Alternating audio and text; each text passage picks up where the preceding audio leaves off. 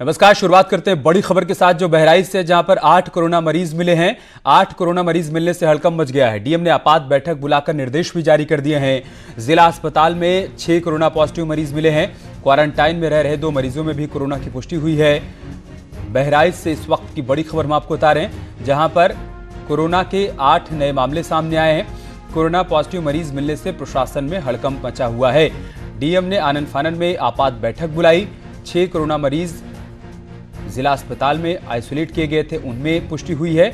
इसके अलावा बताया जा रहा है कि 2 अन्य नए केस सामने आए हैं और इसके साथ ही यहां पर 8 मरीज मिले हैं जिनकी पुष्टि हुई है और स्वास्थ्य महकमे में हड़कंप मचा हुआ है। संवाददाता अखिलेश हमारे साथ बहराइच से जुड़ चुके हैं। अखिलेश, क्या जानकारी है? अभी तक बहराइच अछूता था, कोरोना का कोई पॉजिटिव मरीज नहीं था, मगर कल जो रिपोर्ट आई है वो पूरे महकमे, स्वास्थ्य महकमे में पूरा हड़कंप मचा हुआ है। 8 लोगों की पॉजिटिव रिपोर्ट आई है। इसमें बता दूं, ज्यादातर सब लोग मजदूर हैं। कई लोग हैं जो नेपाल से आए थे, आइसोलेट थे घर पे, उसके बाद उनका टेस्ट कराया गया तो पॉजिटिव निकला है। और एक महिला है जो दिल्ली गई थी ऑपरेशन कराने, फिर वहां से आई हैं, उनका भी पॉजिटिव निकला हुआ है। तो अमित जी, कहीं ना कहीं ये लापरवाही भी जिला प्रशासन की तरफ से थी कि जो बाहर से लोग पहले आ रहे थे उनको क्वारंटाइन नहीं किया गया, उनका सैंपल पहले नहीं भेजा गया। वो कई लोगों के संपर्क में गए, उसके बाद जब सिम्टम्स दिखाई पड़ने लगे फिर उनका भेजा गया। उसके बाद जो है अब जाके उनका पॉजिटिव आया, तो कहीं ना कहीं और लोगों को संक्रमित कर चुके हैं। तो अब बड़ी चुनौती है स्वास्थ्य महकमे और जिला प्रशासन के सामने कि उनकी हिस्ट्री निकाल के उनको चिन्हित करके फिर उनको क्वारंटाइन करें, सैंपल उनका भेजा जाए। कितने लोग हैं, ये बड़ी चुनौती है और कहीं न कहीं जिला प्रशासन की बड़ी लापरवाही भी मानी जाएगी कि जिस तरीके से ढिलाई बरती गई बीच में, उसका नतीजा अब सामने है कि 8 लोग यहाँ भी संक्रमित हो गए हैं बहराइच में भी। शुक्रिया अखिलेश, आपका हमारे साथ जुड़ने के लिए और जानकारी हम तक पहुंचाने के लिए। देश भर में कोरोना वायरस से संक्रमित मरीजों की संख्या में लगातार बढ़ोतरी हो रही है। केंद्रीय स्वास्थ्य और परिवार कल्याण मंत्रालय की ओर से जारी आंकड़ों के मुताबिक पिछले 24 घंटे में 1486 नए मामले सामने आए हैं और 49 लोगों की मौत हुई है। इसके बाद देश भर में कोरोना पॉजिटिव मामलों की कुल संख्या 20,471 हो गई है, जिसमें 15,859 सक्रिय हैं। 3,959 लोग स्वस्थ हो चुके हैं या उन्हें अस्पताल से छुट्टी दे दी गई है और 652 लोगों की मौत हुई है।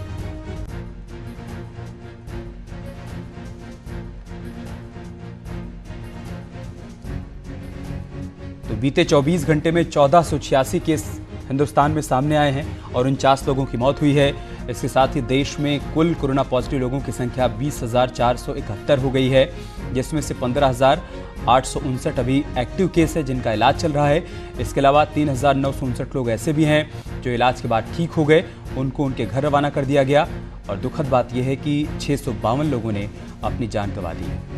तो जो नए आंकड़े जारी किए गए हैं स्वास्थ्य मंत्रालय की तरफ से, उसके मुताबिक बीते 24 घंटे में 1486 नए मामले सामने आ चुके हैं।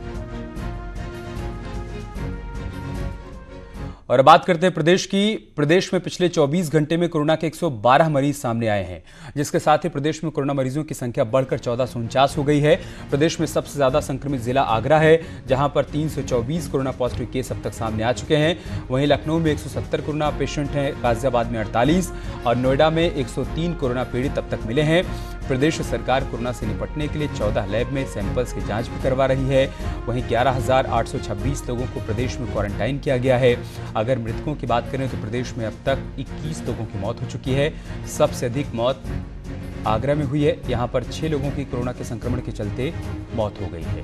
तो उत्तर प्रदेश में कुल मिलाकर 1449 पॉजिटिव केस सामने आए हैं। बीते 24 घंटे की अगर हम बात करें तो 112 नए मामले सामने आ चुके हैं। 173 मरीज अब तक ठीक भी हो चुके हैं संक्रमण से और 21 लोगों ने अपनी जान गंवा दी है इस संक्रमण के चलते। आगरा में सबसे अधिक 324 मामले सामने आए हैं।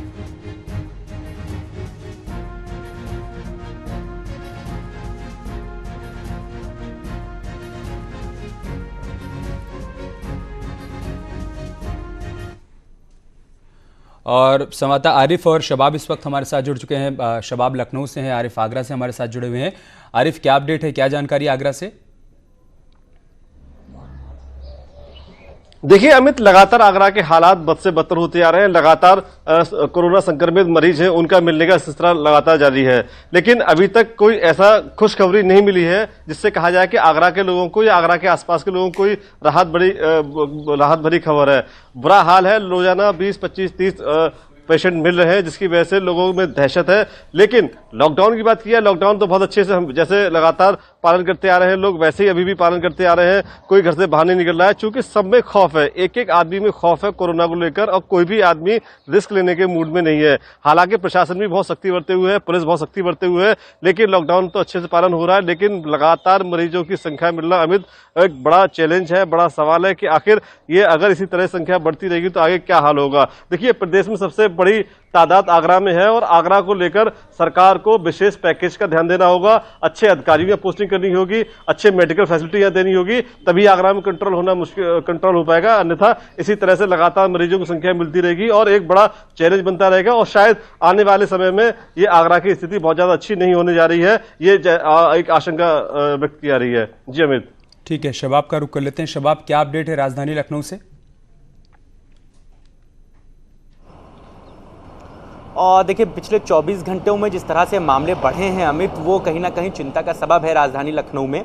और हालांकि जिला प्रशासन की तरफ से और स्वास्थ्य महकमे की तरफ से लगातार प्रयास किए जा रहे हैं, लेकिन इन सब के बीच में इन लॉकडाउन का दूसरा पहलू भी अब नजर आने लगा है अमित। जैसे कल सदर इलाके के कसाईबाड़ा इलाके में पुलिस पर पथराव किया गया, पुलिस के साथ मारपीट की गई, ये अपने आप में बड़ी चिंता का सबब है। हालांकि जो पुलिस है उसका ये कहना है कि लोग सड़क पर घूम रहे थे बेतरतीब, और वो इलाका जो है वो हॉटस्पॉट है कसाईबाड़े का, वहां पर सबसे ज्यादा पेशेंट मिले थे, तो लोग सड़क पर घूम रहे थे, लिहाजा उनको रोका गया, उनको टोका गया, घरों में जाने की हिदायत दी गई, तो लोगों ने पुलिस के साथ मारपीट की। लोगों से जब इस बात को पुष्ट किया गया तो उन्होंने इस बात को कहा कि लॉकडाउन है, हॉटस्पॉट पूरी तरीके से बंद है, हमको जरूरत का सामान नहीं मिल पा रहा है और पुलिस हमको बाहर जाने नहीं दे रही है, इस वजह से हम लोगों को हम लोग अपनी बात कह रहे हैं तो पुलिस सुन नहीं रही, इसलिए उनके साथ कहासुनी हो रही है। सिर्फ लखनऊ ही नहीं, बनारस में भी कल ऐसा मामला प्रकाश में आया है, अलीगढ़ में भी पुलिस के साथ मारपीट की घटनाएं प्रकाश में आई हैं। तो ये सारी चीजें जो हैं वो कहीं ना कहीं लॉकडाउन का दूसरा इफेक्ट भी जो है वो अब नजर आने लगा है कि कहीं ये चिंता का सबब जो है वो बहुत ज्यादा गंभीर होता जा रहा है। अब देखिए इन चीजों से कैसे जो है वो पार पाया जा सकता है। हालांकि जिला प्रशासन इस बात को लगातार कह रहा है कि किसी को भी किसी तरह की कोई कमी नहीं होने दी जा रही है, हर संभव मदद जो है वो लोगों तक पहुंचाई जा रही है। लॉकडाउन के हॉटस्पॉट इलाकों में भी स्वास्थ्य महकमे से लेकर के जिला प्रशासन तक सभी तरीके की टीमें लगी हुई हैं, सभी लोगों को वहां पर जरूरत का सामान उपलब्ध कराया जा रहा है। जो एक तय वक्त तक लॉकडाउन को खोलकर सामान खरीदने की जो इजाजत है वो भी लोगों तक है, लेकिन पुलिस के साथ मारपीट, पथराव, ये सारी चीजें जो हैं वो बहुत वो किसी भी तरह से ठीक नहीं है। शबाब, थोड़ा बहुत परेशानी लोगों को हो रही है और वो झेलनी पड़ेगी अगर कोरोना से जंग जीतनी है तो। अरविंद फिरोजाबाद से हमारे साथ जुड़ चुके हैं। अरविंद, क्या अपडेट है आपके पास फिरोजाबाद से? देखिए अमित, मैं बता दूं कि आज जो लॉकडाउन का 30वां दिन है और फिरोजाबाद में जो मरीजों की संख्या है वो चिंताजनक है, यानी कि 62 है।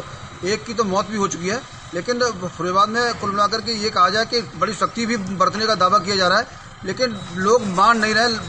पूरी तरह बंदी के बावजूद लोग सुबह सुबह सड़कों पर निकलते हैं। अभी भी इस सड़क पर जहाँ जलेसर रोड पर मैं खड़ा हूँ, अभी भी ये देखा जा सकता है कि लोग लॉकडाउन तोड़ करके सड़कों पर निकल रहे हैं, जबकि केवल यही निर्देश दिए गए कि कोई जरूरी सामान खरीदेंगे तभी सड़क पर निकलेंगे, अन्यथा नहीं निकलेंगे। लेकिन फिर भी जो लोग निकल रहे हैं, कुछ लोग तो सेहत तक बनाने के लिए जाते हैं और टहलते भी हैं, तो लोगों को कोरोना का भय कम लग रहा है और जो है पुलिस का डर लगा। पुलिस को देखकर जरूर लोग घरों में घुस जाते हैं, लेकिन पुलिस की गाड़ी जैसे जाती है वैसे बाहर निकल आते हैं। तो कुल मिलाकर के लोगों को भी ये समझना पड़ेगा कि कोरोना की जो आंकड़े बढ़ रहे हैं उस पर कैसे उस पर अंकुश लगाया जाए। लोगों को खुद जागरूक होना पड़ेगा और अपने घरों में ही रहना पड़ेगा अमित। तो कुल मिलाकर के प्रशासन की जो शक्ति है वो अपनी जगह है, लेकिन लोगों को भी समझना पड़ेगा, लोगों को भी सही बात है। शकील हमारे साथ बिजनौर से जुड़ चुके हैं, उनका रुख कर लेते हैं। शकील, क्या अपडेट, क्या जानकारी है आपके पास?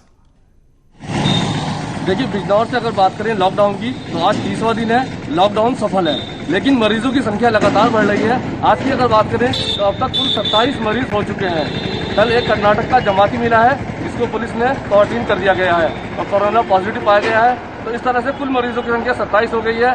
बिजनौर शुरू में बहुत सेफ बताया जा रहा था, लेकिन जैसे जैसे अमित मरीजों की संख्या बढ़ रही है, बिजनौर खतरे की ओर बढ़ रहा है। अगर लॉकडाउन की बात करें तो सुबह सुबह लोग निकल जाते हैं बगैर किसी काम के। पुलिस ठीक है, बहुत शुक्रिया आप सभी का हमारे साथ जुड़ने के लिए और तमाम जानकारी हम तक पहुंचाने के लिए। तो प्रशासन की तरफ से सख्ती तो बढ़ती जा रही है, लेकिन ये सब कुछ सफल तभी हो पाएगा जब इसमें आम लोगों का सहयोग मिलेगा तब। और बड़ी खबर महोबा से है, जहां पर कंटेनर में बैठे 90 मजदूर मिले हैं। ये मजदूर मुंबई से आए हैं। मजदूरों को पहले झांसी में रोक दिया गया था और फिर वहां से इन्हें भगा दिया गया। मजदूरों ने बाद में मदद के लिए पुलिस को फोन किया। मजदूरों ने बताया कि कंटेनर के ड्राइवर ने इन्हें घर पहुंचाने के बदले 3000 से 5000 रुपए लिए हैं और सभी मजदूर 3 दिन पहले यहां पर पहुंचे हैं, लेकिन अब इन्हें समझ नहीं आ रहा है कि क्या करें, कहां जाएं। फिलहाल कंटेनर के ड्राइवर ने इन सभी को कंटेनर से उतार दिया है। अब ये पुलिस के पास फोन कर मदद की गुहार लगा रहे हैं। हैरान करती हैं इस तरह की तस्वीरें कि लॉकडाउन में जब लोगों को घरों से निकलने की मनाही है, ऐसे में ये लोग मुंबई से यहाँ तक चले आए हैं और इनका ये कहना है कि कंटेनर के ड्राइवर ने इनसे 3 से 5000 रुपए लिए थे इस वादे के साथ कि इनको इनके घर तक पहुँचाया जाएगा, लेकिन फिलहाल इन्हें बीच रास्ते में ही छोड़ दिया गया और ड्राइवर यहाँ से फरार हो गया है। अब पुलिस से इन लोगों ने मदद की गुहार लगाई है। 90 इनकी संख्या है। चिंता की बात यह है कि ये लोग जब से मुंबई से चले हैं अब तक कितने लोगों के संपर्क में आए, कहां कहां रहे, किन लोगों से मिले। अब इन तमाम बातों की पड़ताल पुलिस प्रशासन को करनी होगी। तकरीबन 90 लोग आए हैं 3-3 हजार रुपया दे करके। कहें कि ले चलो बैठो सब लोग, मैं आप लोगों के गांव छोड़ दूंगा। तो हम लोग बोले नहीं, अगर कहीं रास्ते में अगर हो गया क्वारंटाइन लॉकडाउन चल रहा है उसका टेंशन मत लो, हमारा बहुत पहचान है, मैं छोड़ दूंगा, कोई प्रॉब्लम नहीं होगा। रामपुर का जिला प्रशासन लोगों के लिए बेहद मददगार साबित हो रहा है। घर घर तो लोगों को राहत पहुंचाई जा रही है। कैसे वहां पर प्रशासन की तरफ से मदद पहुंचाई जा रही है, आइए आपको दिखाते हैं।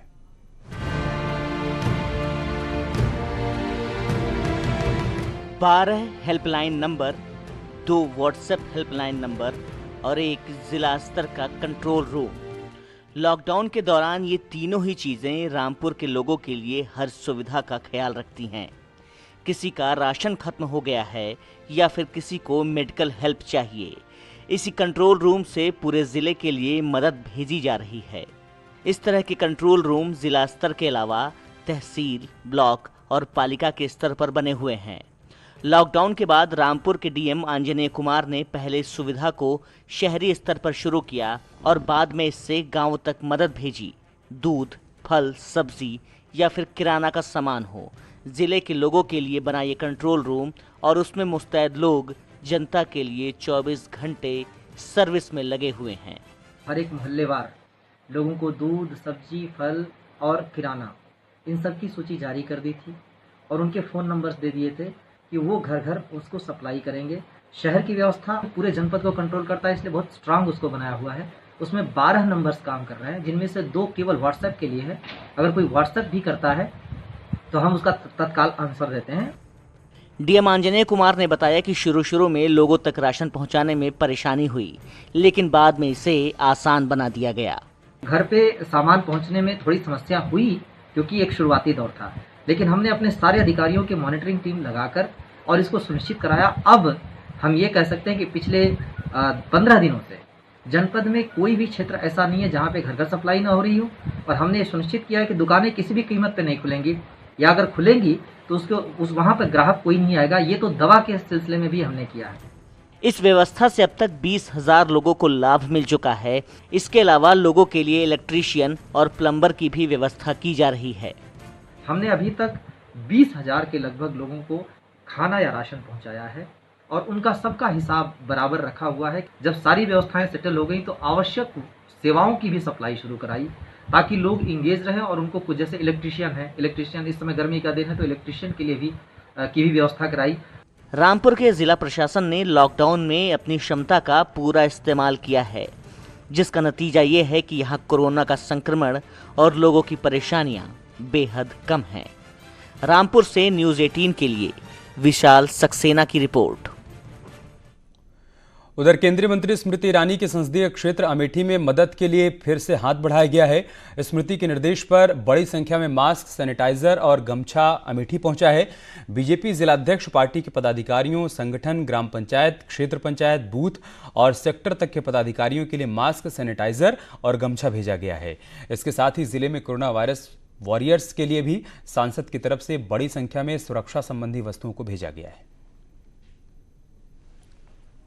दीदी की तरफ से अमेठी में हर व्यक्ति तक यह सुरक्षा कवच जो मास्क के रूप में है, सैनिटाइजर के रूप में है, ग्लव के रूप में है, यह इस समय इसलिए आया है कि अब लॉकडाउन खत्म होने की स्थिति में लोगों को कुछ ढील दी जा रही है अपने जनपद में, तो हर किसान को, हर मजदूर को या जो भी व्यक्ति बाहर निकल रहा है उन सभी तक ये पहुंचे। इसी क्रम में हमारे सभी कार्यकर्ता बूथ स्तर तक इसको लेकर के केंद्रीय मंत्री और अमेठी सांसद स्मृति ईरानी अपने संसदीय क्षेत्र के लोगों के स्वास्थ्य को लेकर काफी गंभीर हैं और यही वजह है कि वो कुछ न कुछ सौगात अपने संसदीय क्षेत्र में भेज रही हैं। इस बार उन्होंने भारी मात्रा में मास्क, सैनिटाइजर, गमछा और हैंड ग्लव्स भी लोगों के लिए भेजे हैं। स्मृति ईरानी का ये प्रयास लोगों को काफी अच्छा लग रहा है और वो इस बात से खुश हैं कि उनको ऐसा सांसद मिला है जो इस महामारी में उनके साथ कंधे से कंधा मिलाकर काम कर रहा है।